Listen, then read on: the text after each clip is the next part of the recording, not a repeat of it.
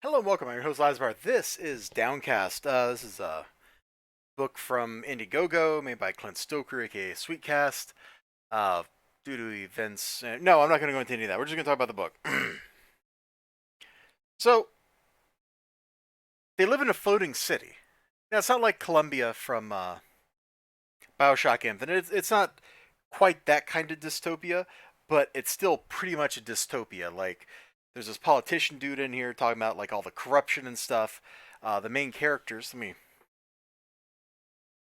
find them. There they are. When we first meet them, they spend all their time talking about they're paying their dad's sentence off. So apparently, in this society, if you go to prison, you can buy your way out, like Ferengi society. That's kind of interesting. It's a neat concept. It's a neat way to play with stuff. And so while they're there cleaning the side of this building, there's also these dudes here. Oh, there's like a weird.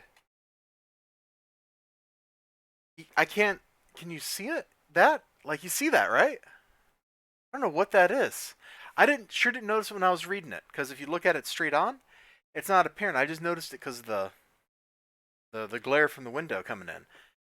So anyway, main characters right here, brother and sister. They're having fun, being silly. Meanwhile, terrorists are over here murdering people to steal the mysterious glowing orb thing right there. You see it? All right. Now, naturally, of course, they get mixed up in it. And they do exactly what kids in fiction would do, which is they end up with the thing, and then they scheme, hey, how can this help us get dad out of prison? Like, this makes perfect sense. If in any adventure story, this is how it has to start.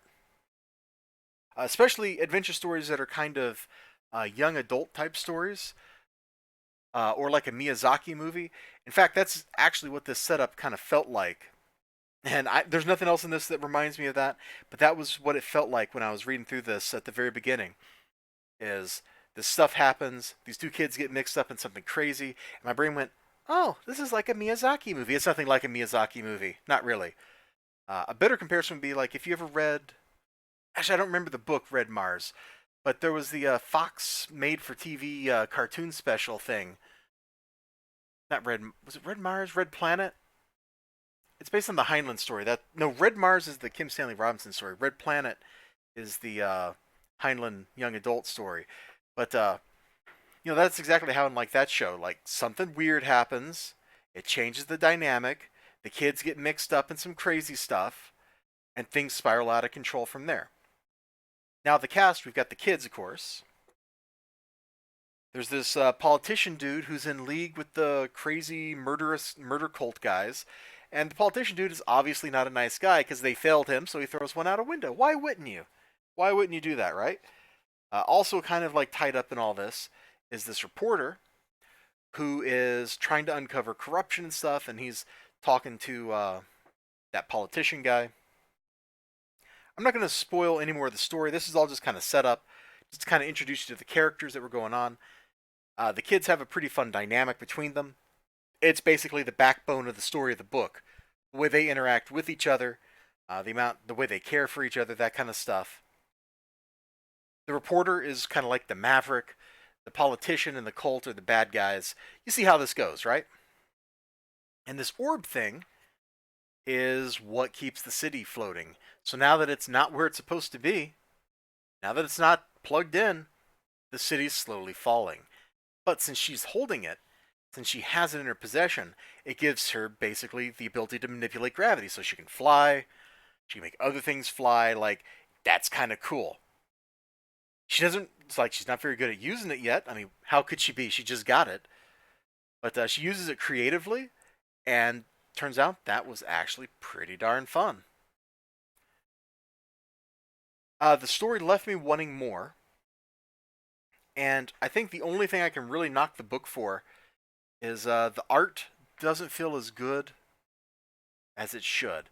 There are places where it feels kind of like somebody just took a Sharpie and, yeah, like the shadow work right here.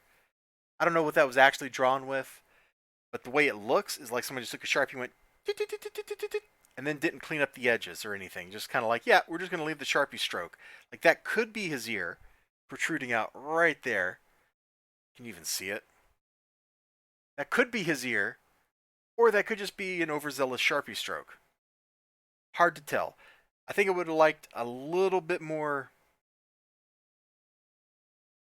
better art, and I'm not sure if it's the coloring or the line work that I would have liked improved on. But all in all, the art is fine.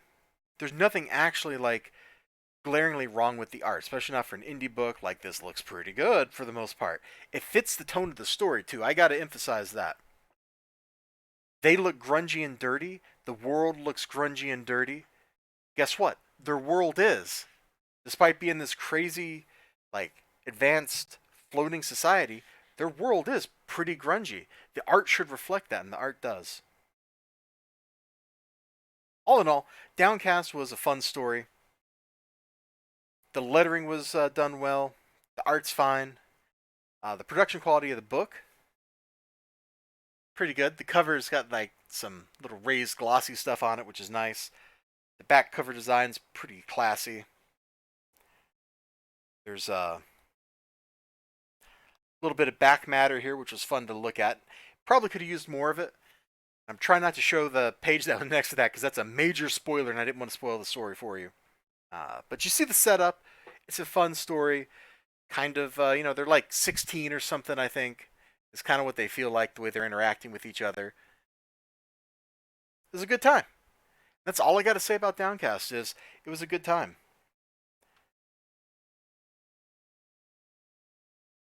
Yeah, that's it. You all have a great day. Remember to like, comment, subscribe, all that good stuff. I sure hope to see you again next time. Until then, bye-bye.